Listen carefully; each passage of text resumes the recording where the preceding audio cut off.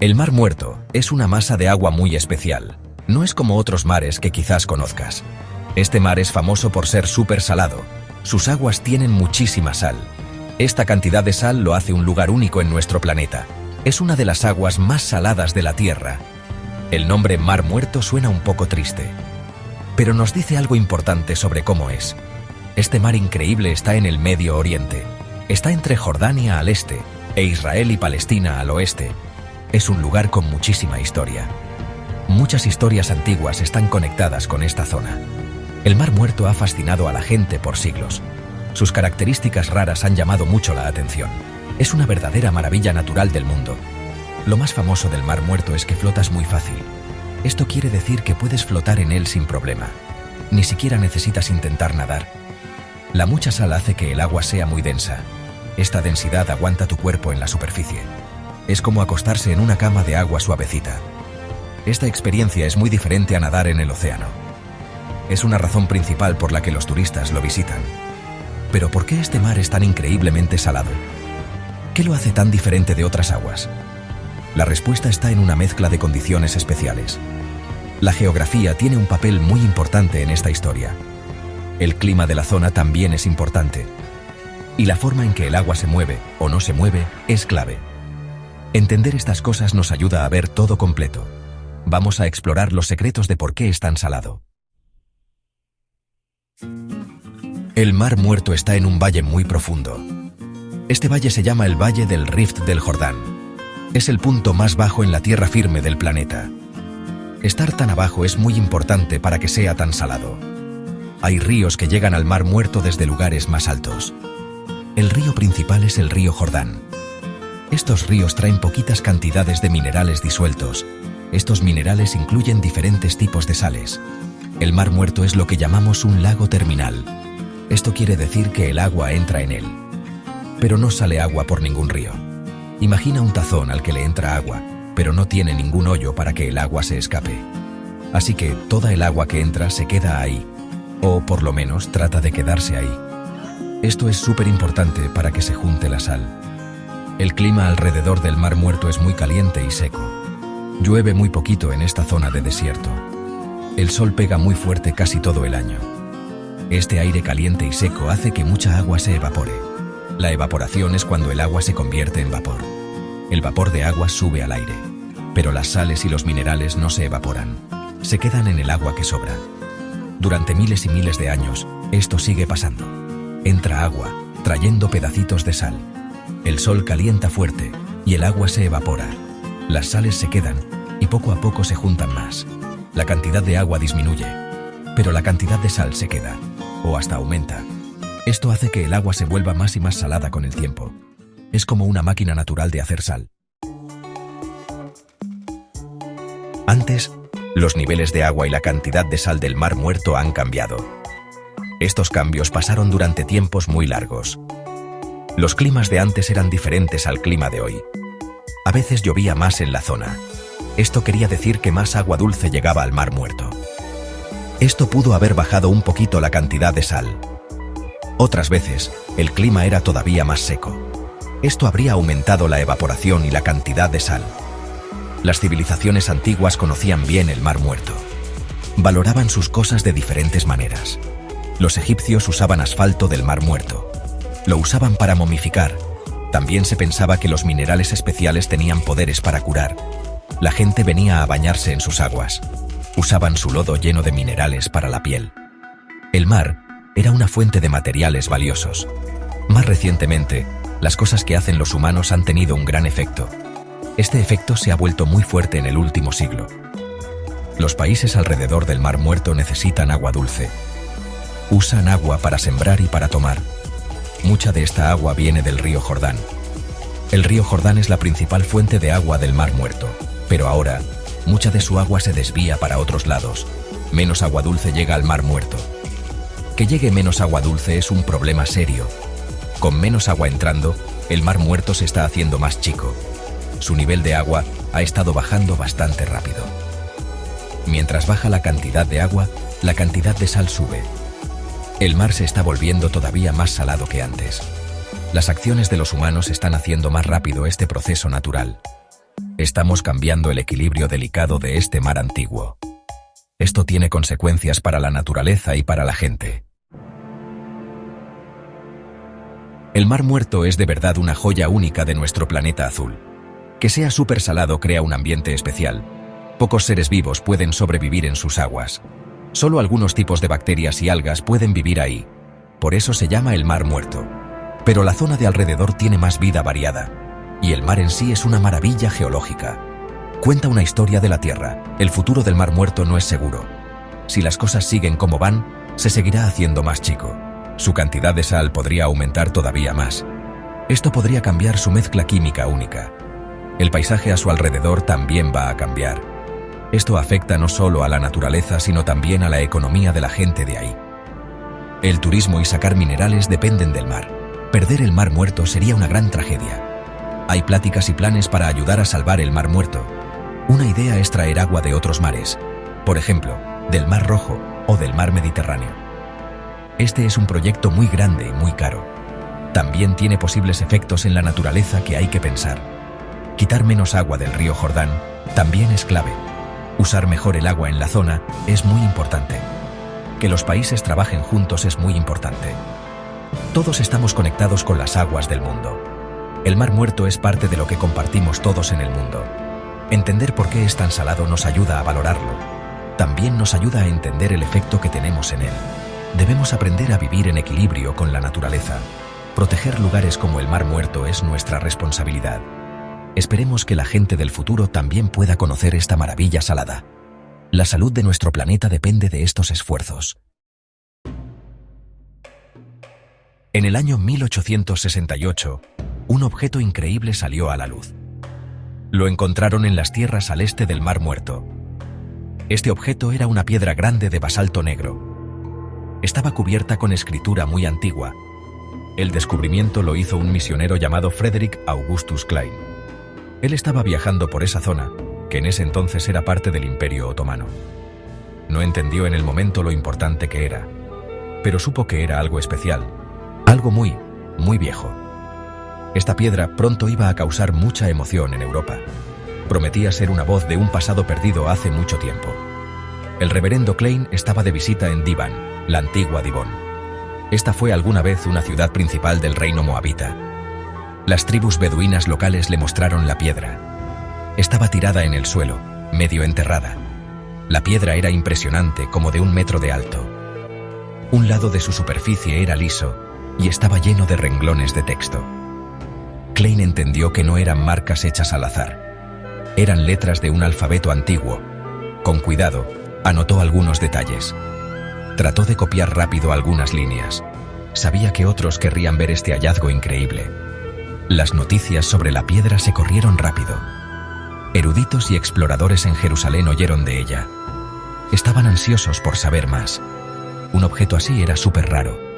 Era un mensaje directo de una civilización conocida más que nada por la Biblia.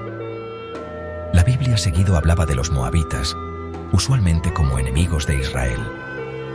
Aquí estaba la oportunidad de oír a los moabitas hablar por sí mismos. La idea era emocionante para los historiadores y arqueólogos. Querían ver la piedra con sus propios ojos. Querían entender sus secretos. El descubrimiento de la piedra moabita, también conocida como la Estela de Mesa, fue un momento clave. Abrió una nueva ventana al antiguo cercano Oriente. Antes de esto, la mayoría del conocimiento venía de textos como la Biblia o de historiadores de después. Esta piedra era diferente. Era un documento original del siglo IX a.C. Fue creada por los mismos moabitas. Su aparición repentina fue como encontrar un cofre del tesoro olvidado. Un cofre lleno de información histórica, esperando ser descifrada. El camino para entenderla sería largo y complicado. La piedra moabita se encontró en una región llena de historia. Esta tierra está al este del Mar Muerto. Hoy es parte del reino hachemita de Jordania. En tiempos antiguos, este era el mero centro del pueblo moabita. Es una meseta alta que sube bien empinada desde el valle del Mar Muerto. El paisaje es duro y muchas veces seco. Cañones profundos, conocidos como wadis, atraviesan la meseta. El agua no abunda, lo que hace la vida difícil. Aún así, Aquí vivieron y crecieron civilizaciones por miles de años. Se adaptaron al ambiente duro pero hermoso. El lugar exacto del descubrimiento fue Dibán. En tiempos antiguos, esta ciudad se llamaba Dibón. Era un centro moabita importante, quizás hasta fue su capital. Imaginen esta ciudad antigua. Seguramente estaba construida en una colina para defenderse. Su gente habría cultivado las tierras de alrededor cuando se podía. Habrían criado ovejas y cabras. El sitio del descubrimiento mismo estaba entre las ruinas de este viejo asentamiento. La piedra había estado ahí por siglos, esperando bajo el polvo y los escombros del tiempo. Era un testigo silencioso de eventos olvidados. La atmósfera de esta región es poderosa.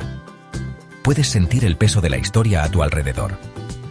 Las vistas del Mar Muerto son impresionantes. Las montañas de Judea se levantan al oeste. El aire seguido es claro y seco. De noche, las estrellas brillan muchísimo. Este era el mundo de los moabitas. Este era el paisaje que el rey Mesa, el autor de la piedra, conoció. La piedra misma está hecha de basalto negro de la zona. Esta roca volcánica es común en partes de la región. Es dura y resistente, perfecta para un monumento que dure mucho tiempo. Si visitas esta área hoy, todavía puedes ver antiguos tels.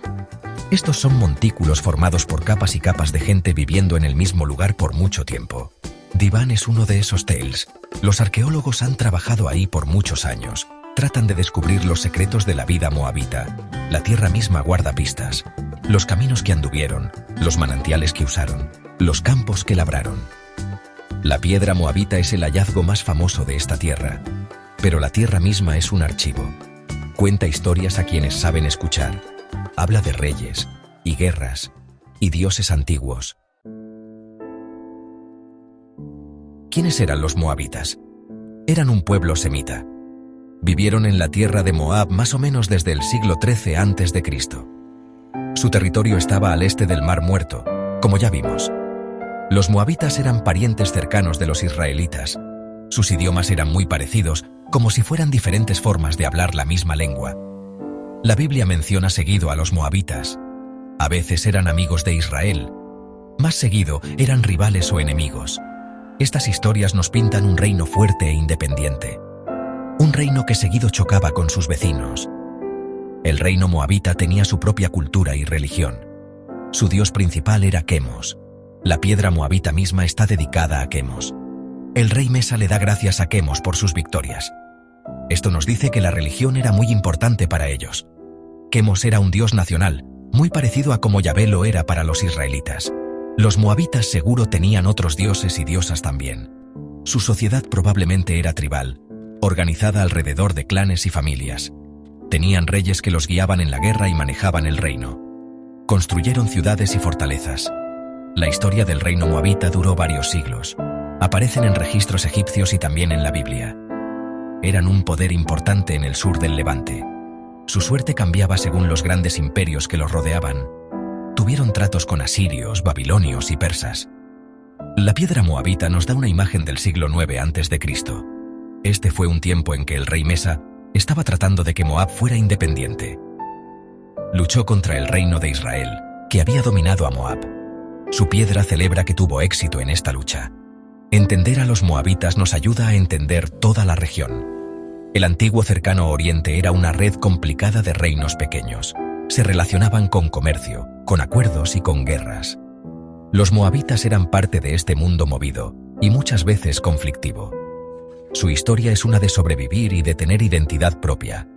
Se hicieron un lugar en una tierra difícil. Dejaron rastros de que existieron.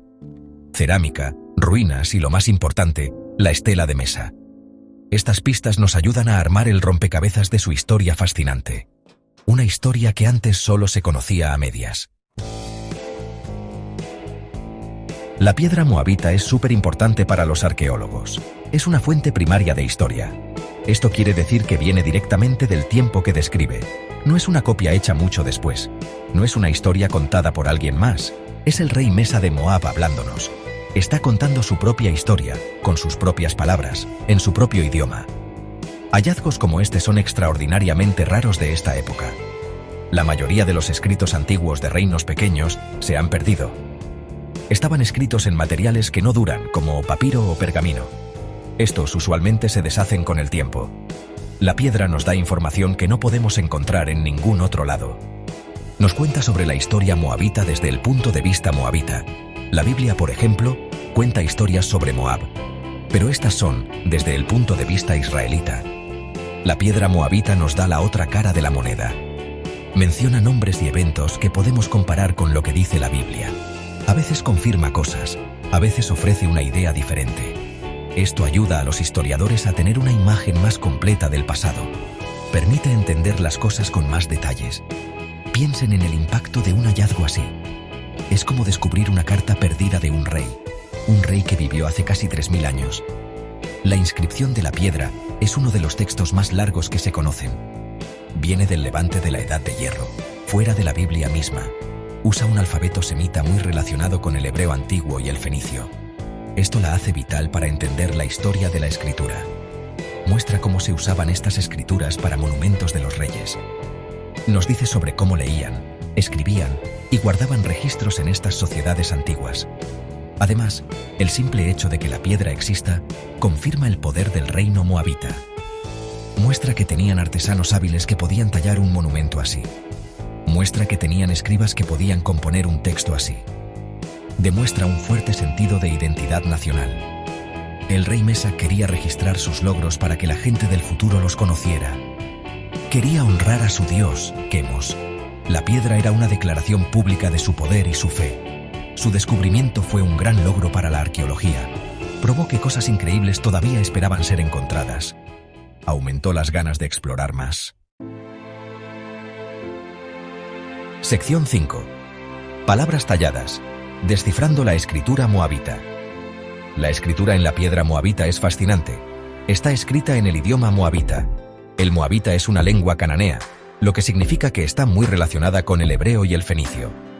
Alguien que supiera hebreo antiguo podría entender el moabita con un poco de esfuerzo. La escritura que se usa también es muy parecida a la escritura paleohebrea.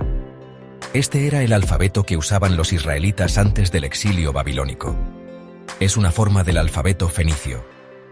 Este alfabeto es el antepasado de muchas escrituras modernas, incluyendo la nuestra. Cuando se encontró la piedra, los eruditos se emocionaron inmediatamente por la escritura. Era claramente antigua y estaba hermosamente tallada en el duro basalto. El texto tiene 34 líneas. La mayoría están bien conservadas, a pesar de que la piedra se rompió después. Descifrar la escritura fue una tarea muy grande para los eruditos del siglo XIX. Tenían algo de conocimiento de alfabetos parecidos. Personas como Charles Clermont-Ganneau, en París, jugaron un papel clave. Con mucho cuidado y paciencia, compararon las letras con formas conocidas y trabajaron para traducir las palabras y entender la gramática. El proceso de descifrar fue como resolver un rompecabezas complicado. Cada letra tenía que ser identificada y cada palabra tenía que ser entendida en su contexto. Los eruditos discutieron el significado de algunas frases. Compararon el idioma con el hebreo bíblico, lo que les ayudó a llenar huecos y entender palabras difíciles. El contenido rápidamente se volvió claro. Era una estela de victoria del rey Mesa. Estaba presumiendo sus logros y agradeciendo a su dios Quemos. La claridad del mensaje era sorprendente para un texto tan antiguo. La escritura moabita en la piedra es un ejemplo hermoso de la escritura alfabética temprana. Las letras son claras y se distinguen bien. Están escritas de derecha a izquierda, como el hebreo y el árabe modernos. No hay vocales escritas, solo consonantes. Esto es típico de muchas escrituras semitas antiguas. El lector tenía que poner las vocales según su conocimiento del idioma. La inscripción es una prueba de lo avanzada que era la cultura moabita. No eran solo guerreros, eran gente con un idioma y un sistema de escritura desarrollados. Registraron su historia para que todos la vieran. Sección 6. La historia del rey Mesa. El contenido de las inscripciones. Las inscripciones en la piedra moabita cuentan una historia emocionante. Es la historia del rey Mesa de Moab. Él reinó en el siglo IX a.C. Sus palabras, talladas en piedra, hablan de guerra, rebelión y construcción. Mesa empieza diciendo quién es. Yo soy Mesa, hijo de Quemos Yati, rey de Moab, el Dibonita. Esto prepara el escenario. Está orgulloso de su familia y de su ciudad, Dibón. Quiere que todos sepan quién está hablando. Esta presentación personal hace el texto muy poderoso. Se siente como si el antiguo rey nos hablara directamente. Una gran parte del texto describe las guerras de Mesa. Se enfoca en su rebelión exitosa contra el reino de Israel. Dice que Moab había sido oprimido por Israel, específicamente por el rey Omri y su hijo. Esto coincide con información que se encuentra en la Biblia, en el libro de los Reyes. La Biblia dice que el rey Acab de Israel, hijo de Omri, recibía tributo de Moab. Mesa declara con orgullo que él se quitó ese yugo. Afirma haber reconquistado muchos pueblos. Lista estos pueblos por su nombre. Este detalle es muy valioso para historiadores y geógrafos. Mesa le da el crédito de sus victorias a su dios, Quemos. Dice, Quemos estaba enojado con su tierra. Esto explica por qué Moab sufrió bajo el dominio israelita. Luego Quemos ayudó a Mesa a triunfar. Y Quemos me dijo, ve, toma Nebo de Israel. Mesa describe cómo luchó y mató a los habitantes. Dedicó el botín a Quemos. Este aspecto religioso es muy importante. Muestra la conexión cercana entre el rey, el dios y la nación. La victoria en la guerra se veía como una señal del favor de los dioses. La derrota era una señal del enojo de los dioses. Además de la guerra, Mesa también habla de sus proyectos de construcción. Afirma haber fortificado ciudades, construyó depósitos para agua, construyó un palacio real, reparó caminos.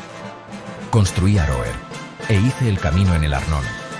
Estas actividades lo muestran como un gobernante capaz. No era solo un rey guerrero. También se preocupaba por las obras públicas de su reino.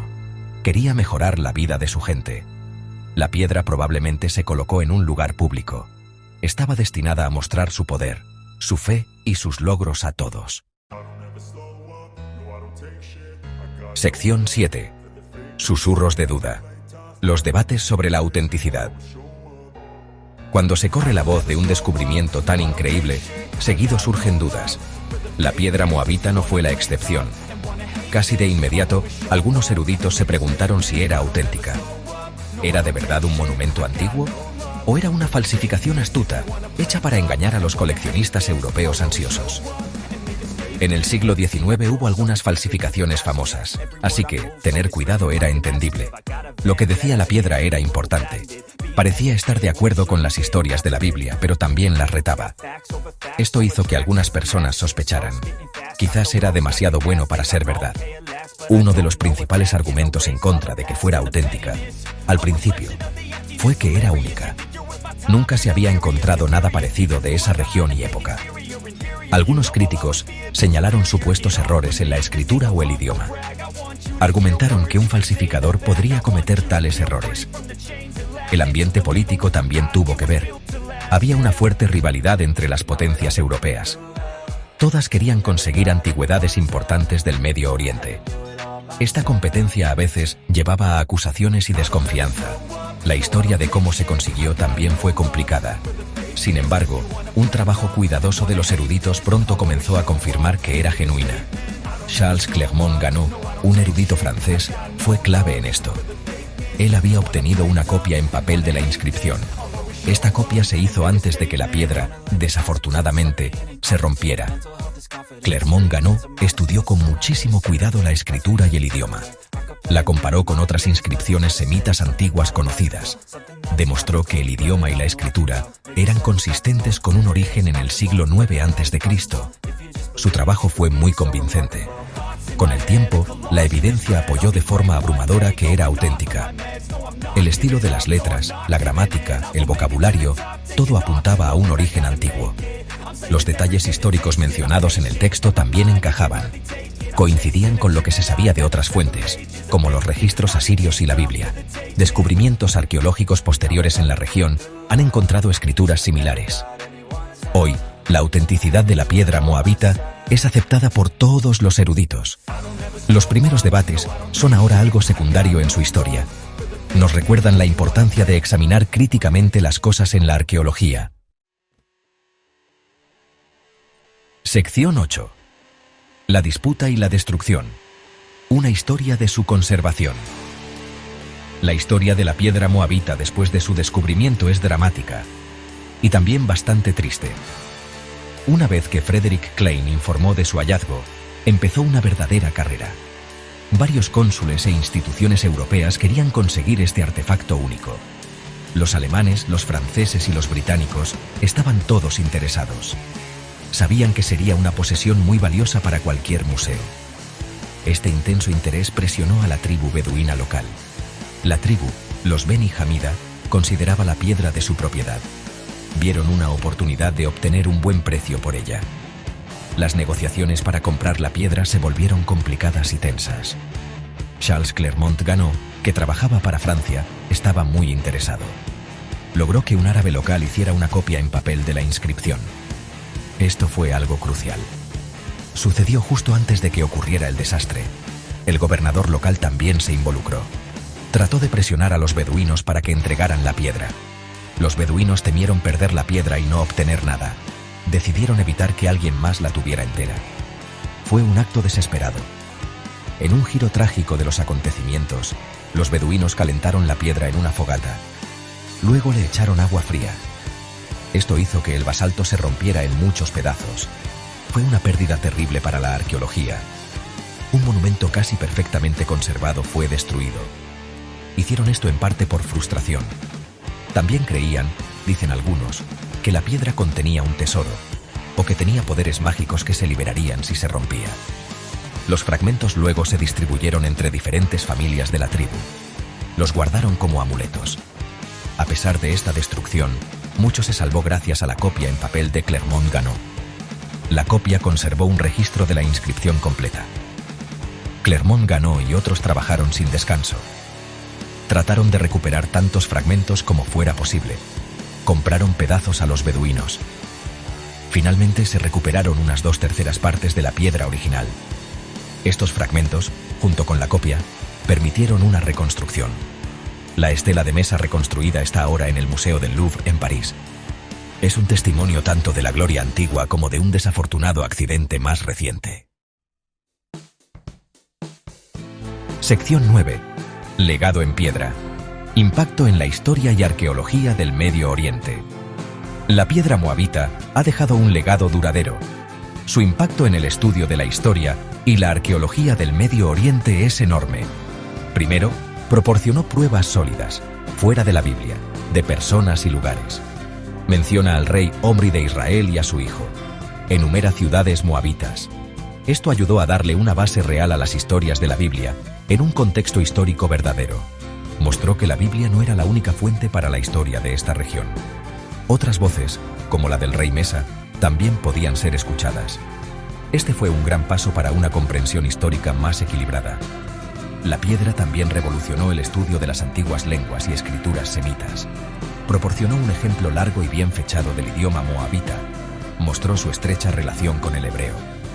Esto ayudó a los lingüistas a entender cómo se desarrollaron estos idiomas. La escritura misma se convirtió en un punto de referencia clave. Ayudó a los eruditos a fechar otras inscripciones. Hizo avanzar el campo de la epigrafía, que es el estudio de la escritura antigua. La estela de mesa sigue siendo un texto vital para cualquiera que estudie las lenguas semíticas noroccidentales. Es una piedra angular de ese campo. Además, el descubrimiento impulsó más exploraciones arqueológicas en la región. Demostró que todavía se podían encontrar inscripciones importantes. Alimentó el deseo de descubrir más sobre civilizaciones perdidas como Moab. Los métodos utilizados para estudiar la piedra, incluido el uso de copias en papel, también hicieron avanzar la práctica arqueológica. La historia de su rotura y reconstrucción resaltó la necesidad de una conservación cuidadosa. Enseñó lecciones valiosas sobre cómo tratar con las comunidades locales y sobre la ética de adquirir antigüedades. Estas siguen siendo discusiones relevantes hoy en día. Hoy, la piedra moabita sigue siendo estudiada y debatida por los eruditos. A veces se proponen nuevas interpretaciones. Su texto se incluye en todas las principales colecciones de textos del antiguo Cercano Oriente. Es una de las piezas estrella en el Museo del Louvre. Millones de visitantes la ven cada año. Se erige como un símbolo poderoso. Representa la capacidad de la arqueología para recuperar voces perdidas del pasado profundo. Nos recuerda que una sola piedra puede reescribir la historia. Nos conecta directamente con un rey que vivió hace casi 3000 años. Sus palabras todavía nos dicen algo.